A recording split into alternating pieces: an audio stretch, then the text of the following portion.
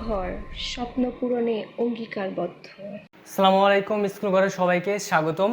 তো কাজ ক্ষমতা শক্তির দ্বিতীয় পর্বে আমি দেখাবো কিছু ম্যাথমেটিক্যাল প্রবলেম সলভ করার চেষ্টা করব। আমি কিছু বেসিক নিয়ে আলোচনা করার চেষ্টা করব। এর আগে সেটা হচ্ছে যে আমরা প্রথম পর্বে দেখেছিলাম যে ধনাত্মক কাজ কি আর ঋণাত্মক কাজ কি। তো ধনাত্মক কাজ হচ্ছে যে আমি যেদিকে বল প্রয়োগ করছি কোনো বস্তুর উপরে, তো সেই বস্তুর সরণটা যদি ওই বলের দিকেই হয় তাহলে সেটা ধনাত্মক কাজ। এবং আমি কোনো একটা বস্তুকে এদিকে বল প্রয়োগ করছি কিন্তু বস্তুর সরণ ঘটছে কি তার বিপরীত দিকে, অর্থাৎ 180 ডিগ্রি অ্যাঙ্গেল তাদের মধ্যে আছে, তাহলে সেখানে যেই কাজ হবে, যেই কাজ সংঘটিত হবে সে কাজ হচ্ছে কি ঋণাত্মক কাজ। এখানে এখন দেখো যে অ্যাকচুয়ালি কাজ কি, মানে কাজ কিভাবে করা হয়, বল কর্তৃক কিন্তু কাজ করা হয়। যে কোনো বস্তুর উপর যদি বল প্রয়োগ না করা হয় তাহলে কিন্তু সেই বস্তুর কোনো কৃত কাজ থাকবে না। আমরা এটা একটু মনে রাখবো, আমাদের পরে বুঝতে সুবিধা হবে যে কাজ করতে হয় বল দ্বারা যদি কাজ করতে হয় তাহলে এখানে দেখো যে আমি একটা এক্সাম্পল দিচ্ছি। সেটা হচ্ছে যে কোনো বস্তুর উপর 100 নিউটন বল প্রয়োগ করার ফলে বল প্রয়োগের দিকে 20 মিটার সরণ হয়। অর্থাৎ এখানে একটা বস্তু আছে, সেই বস্তুটার উপরে এখানে কত নিউটন বল প্রয়োগ করা হয়েছে?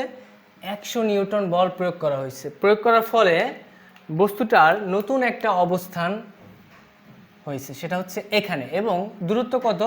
দূরত্ব হচ্ছে 20 মিটার। তো এখানে আমাদের প্রথম প্রবলেমটা হচ্ছে যে কাজ কত। এখানে কাজ কত বলতে বোঝায় যে বস্তুটার উপরে যে তুমি 100 নিউটন বল প্রয়োগ করছো, এই বস্তুটার উপরে যে তুমি 100 নিউটন বল প্রয়োগ করছো, এখন তোমার দ্বারা কৃত কাজ কত, মানে তুমি যেই বল প্রয়োগ করছো সেই বলের দ্বারা কৃত কাজ করতো। সেই বলের দ্বারা যদি কৃত কাজ বের করতে চাই তাহলে আমরা খুব সহজে বের করতে পারবো। আমরা জানি কি W = F × S। আমাদের কিন্তু সূত্র এটা হবে, এই সূত্র হবে। কেন হবে? কারণ এই বস্তুর উপর 100 নিউটন বল প্রয়োগ করার ফলে তার যে সরণ ঘটছে সেটা কিন্তু একদম বলের দিকে ঘটছে। আমাদের প্রশ্ন ছিল কি বলের দিকে সরণ। তো বলের দিকে যদি সরণ হয় তাহলে কি আমরা অবশ্যই এই সূত্র ব্যবহার করব।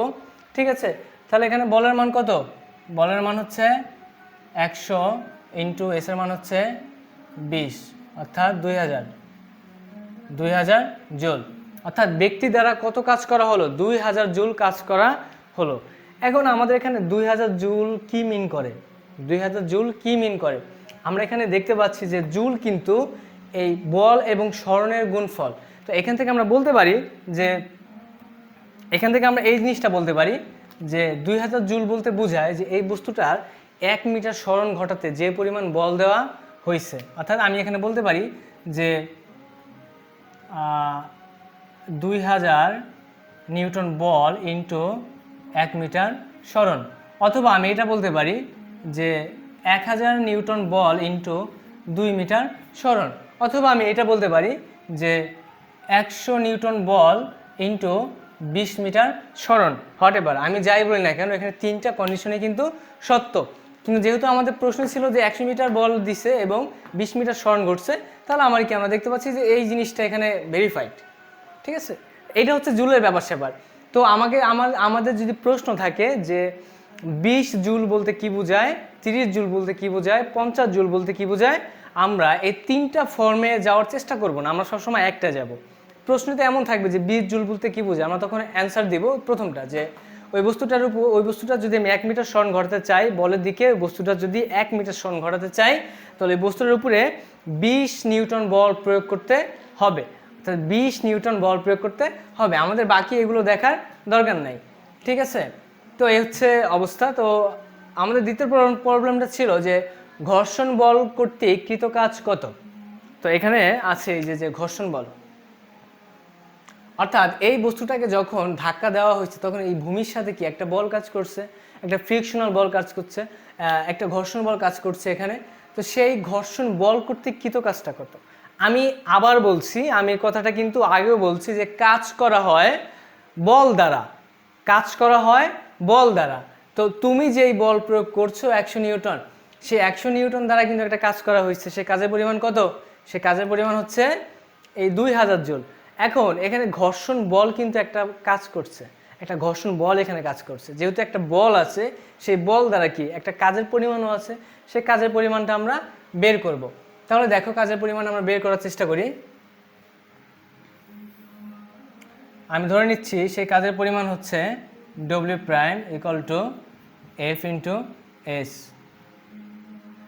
এই ঘর্ষণ বল কত নিউটন কাজ করছে? ঘর্ষণ বলের পরিমাণ হচ্ছে 20 নিউটন। ঠিক আছে, এখন খেয়াল করো আমাদের যেটা বোঝার জিনিস,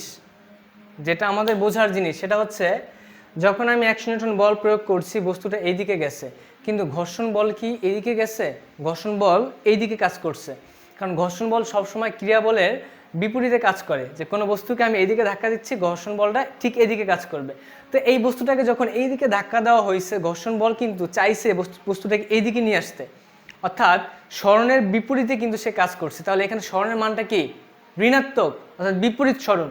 বস্তুটা যাচ্ছে এদিকে কিন্তু ঘর্ষণ বল চাচ্ছে এদিকে, তাহলে এখানে এস এর মান কি? ঋণাত্মক। তো ঋণাত্মক কত হবে? এখানে হবে হচ্ছে 20, আর এখানে হবে 20, দুইটাই 20 20। তো আমি এখানে একটু চেঞ্জ করে দিচ্ছি, এখানে আমি 10 দিয়ে দিচ্ছি, বুঝতে সুবিধা হবে। বলের পরিমাণ 10 দিয়ে দিচ্ছি। ওকে, তো এই বস্তুটাকে যখন এখান থেকে ধাক্কা দিয়ে আমি এখানে নিয়ে আসছি, তখন এই 20 মিটার ধরেই কিন্তু ঘর্ষণ বল কাজ করছে। তাহলে এই জন্য এই স্মরণের মান কি? 20 হবে। তাহলে এখানে আসবে কত? আসবে হচ্ছে -200 জুল। অর্থাৎ ঘর্ষণ বল কর্তৃক কৃত কাজ কত? ঘর্ষণ বল কর্তৃক কৃত কাজ 200 জুল। এই কথাটার মানে কি? আমরা জুল বলতে কি বুঝতাম? যে ওই বলের দিকে আমরা যদি এখানে আমাদের যদি 20 জুল থাকতো, লাইক এখানে 20 জুল আছে, তো এই 20 জুল বলতে আমরা কি বুঝি? যে কোনো একটা বস্তুকে আমি বল প্রয়োগ করছি, বল প্রয়োগ করার ফলে ওই বলের দিকে 1 মিটার সরণ ঘটাইতে আমার এখানে 20 নিউটন বলের প্রয়োজন হয়েছে। কিন্তু এখানে দেখতে পাচ্ছি যে আমরা এই কাজের পরিমাণটা ঋণাত্মক। এই কথাটার মানে হচ্ছে যে ওই বস্তুটার 1 মিটার সরণ ঘটাইতে 200 নিউটন বলের প্রয়োজন, এবং এই যে 1 মিটার সরণ ঘটাইছে সেটা বলের বিপরীতে। ঠিক আছে, সেটা হচ্ছে কি? বলের বিপরীতে। যে কোনো বস্তুকে বলের বিপরীতে 1 মিটার সরণ ঘটাতে 200 নিউটন কাজের প্রয়োজন, 200 নিউটন বলের প্রয়োজন। তাহলে আমাদের এভাবে পজিটিভও থাকতে পারে, আমাদের নেগেটিভও থাকতে পারে। আমাদের যাই থাকুক না কেন আমরা একটু বুঝে অ্যান্সার দেওয়ার চেষ্টা করব। তো এই হচ্ছে আমার প্রথম প্রবলেম। এখন আমরা দ্বিতীয় প্রবলেম দেখি। দ্বিতীয় প্রবলেম হচ্ছে যে, তো আমরা এখান থেকে দেখতে পাচ্ছি যে দ্বিতীয় প্রবলেমটা হচ্ছে যে 60 কেজি ভরের একজন ব্যক্তি 5 তলা বেয়ে উঠলো। অর্থাৎ একটা ব্যক্তি, তার ভর হচ্ছে কত কেজি? অর্থাৎ এম এর মান হচ্ছে 60 কেজি। 60 কেজি ভরের একটা ব্যক্তি আছে, সেই ব্যক্তিকে 5 তলা বেয়ে উঠছে। তাহলে এখানে যদি আমরা স্মরণের মান বের করতে চাই, কি করব? তো একতলা সমান আমরা 3 মিটার ধরতে পারি। একতলা ইকুয়াল টু 3 মিটার, যে একতলা ইকুয়াল টু 3 মিটার। তাহলে 5 তলা ইকুয়াল টু কত হবে? 5 × 3 ইকুয়াল টু 15 মিটার। তাহলে স্মরণ কত? স্মরণ হচ্ছে এস ইকুয়াল টু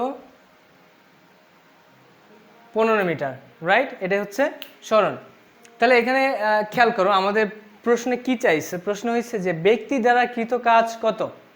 ব্যক্তি দ্বারা কৃত কাজ কত? অর্থাৎ ব্যক্তি কিন্তু একটা বল প্রয়োগ করার ফলে কিন্তু উপরের দিকে যেতে পারছে, অর্থাৎ 5 তলায় উঠতে পারছে। তো বল যেহেতু প্রয়োগ করছে, ওই বল দ্বারা একটা কৃত কাজ আছে, সেই কাজের পরিমাণ কিন্তু আমরা বের করি। এখন এখানে আমাদের কোন সূত্র হবে একটু খেয়াল করো। W equal to F S হবে, কারণ ব্যক্তিটা বল প্রয়োগ করছে উপরের দিকে, সে কিন্তু গেছে উপরের দিকে, তার স্মরণ কিন্তু উপরের দিকে ঘটছে। তাহলে এখানে হবে কি?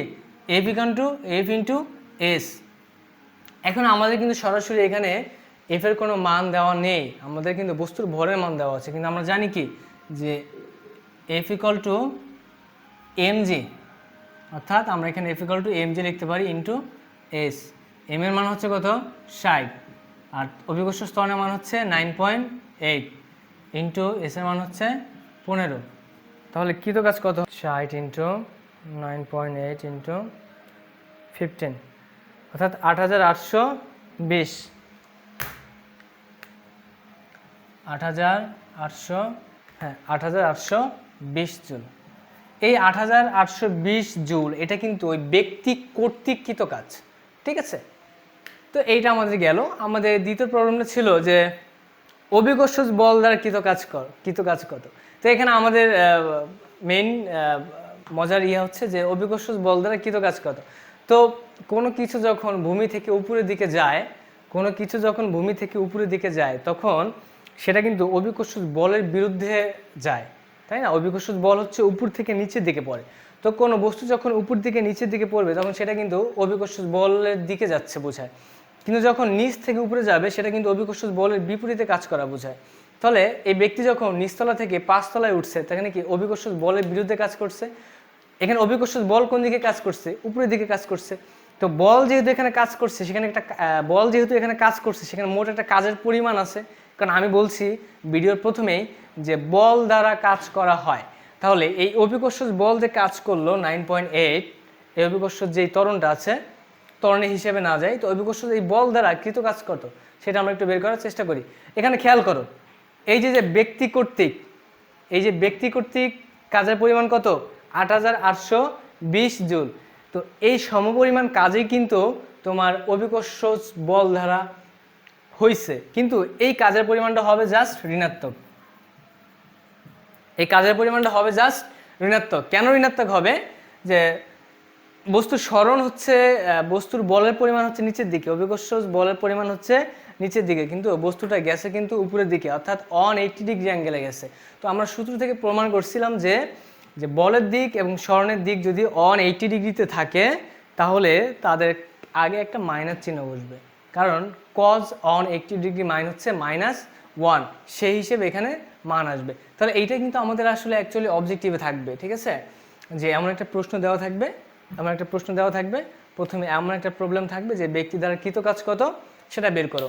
আমরা এইভাবে বের করবো যে 8820 জুল আমরা দিয়ে ফেলবো, কিন্তু ওই অভিকর্ষজ বল দ্বারা কৃত কাজ করতো এটা দেখে আমাদের মাথা হ্যাং হয়ে যাবে যে 2 মিনিটের মধ্যে দুইটা প্রশ্ন সলভ করা কি সম্ভব না। তোমাদের মাথায় আসবে যে এটা করতে তো 1.5 মিনিট লাগবে, এটা করতে কি আমার 30 সেকেন্ডে পারবো না। কিন্তু অ্যাকচুয়ালি এই প্রবলেমটা করার জন্য কিন্তু আমার নতুন করে কিছু করতে হবে না, আমার জাস্ট লজিকটা খাটালি হবে, মাথাটা একটু খাটালি হবে যে এখানে কাজ ধনাত্মক, জাস্ট এখানে কাজ ঋণাত্মক, কারণ এখানে অভিকর্ষজ বলের বিরুদ্ধে কাজ করছে, এখানে কোণের মান হচ্ছে 180 ডিগ্রি। আমরা এটা একটু খেয়াল রাখবো, ঠিক আছে?